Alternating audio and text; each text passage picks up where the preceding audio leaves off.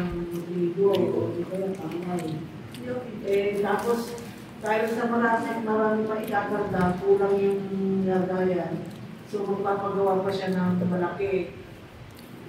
Ang point ng Panginoon doon, bakit gagawa ka ng malaki? Di maganda, ipamigay mo, lalo na sa mga nangangailangan, kasi sobra-sobra na sa'yo. Kasi binigyan ka na ni Lord na ng mga biyaya, hindi para sa iyo lang yun, sa pamilya mo. Binigyan ka ng biyaya para sa ibang tao, lalo na ang mga nangangailangan. Kaya kung may oportunidad tayo na ma-meet na kailangan ng tulong natin, bigyan mo, be generous. Kasi kaya pa binibigyan ni Lord dahil sa makikita ang kamay ni Jesus din sa iyo sa pagtulong mo. Kailangan maisabuhay natin ang Ebanghelyo, ang Gospel ngayon, na pag may biyaya, hindi para sa iyo lang yun, i-share mo.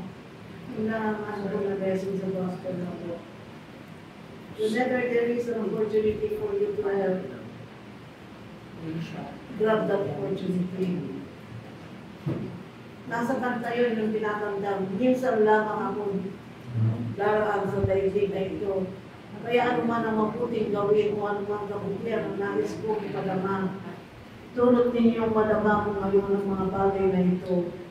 Naway wag ko itong pagpaliban yung pagwalang bahala sapagkat hinako mo yung daraan sa daigdig na ito. Napakagandang kanta yun. Opportunity.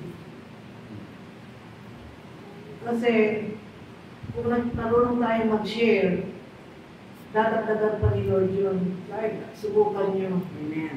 I-share nyo ang mga biyaya na tatanggap nyo. Pasalamat tayo sa Panginoon sa lahat ng biyaya. Ako talaga sa gabi, pinapanalangin ko lahat ng pamilya. Kahit yung si pamilya ni Heidi, i-mention ko yan, Discovery family, Madayan family, ang pamilya namin, Ison, Bautista sa Pangasinan. Pinapanalangin ko yan magdabi. Siya, may kapayapaan sa bawat pamilya na nakakasalamuhan namin. Yun lang. Thank you. Okay, thank you po. Thank you po, Mama.